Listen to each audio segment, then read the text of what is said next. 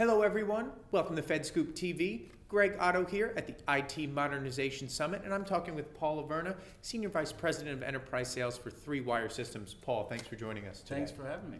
So, off the bat, what barriers are you seeing for agencies that are looking to upgrade their systems? Well, one I think is the biggest one, elephant in the room, probably is the procurement process. Okay. The ability to actually create new capabilities for customers is fairly quick. So long as they have their requirements defined well, but then procuring that might be a little bit more difficult because of the timelines that it takes to do that. So I think that's probably one of the longer poles in the tent. So once we do get past that procurement process, how can CIOs better give their teams the tools that they need to embrace new technologies? Well, I think for CIOs in particular, the more important feature for them to focus on is the processes. Less so on the tools, because the tools will sort themselves out candidly for what the needs are.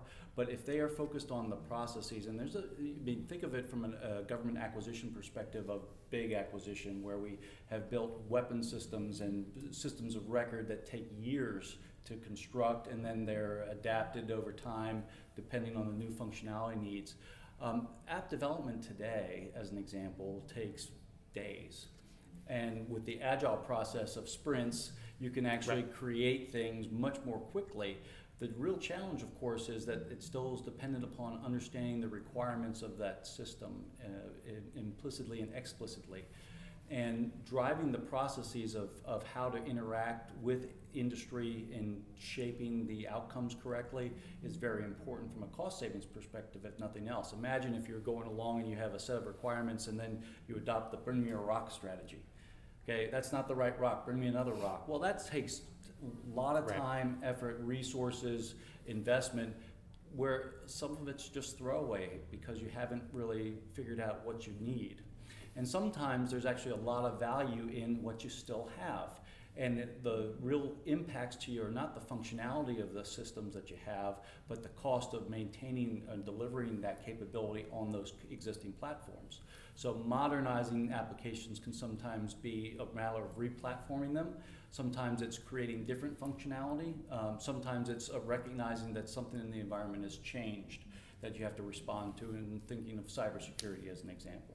So while we're talking about cybersecurity, let's hit upon that. Where does cybersecurity fit into IT modernization? Well, I think it's core to a couple areas. For one, end user access to services that the government expects shouldn't be cumbersome. And yet, understanding that most people who use those services may not have been fully trained and are up to date on the modern or most recent threat streams of how data is exploited, how access is exploited, identity is exploited.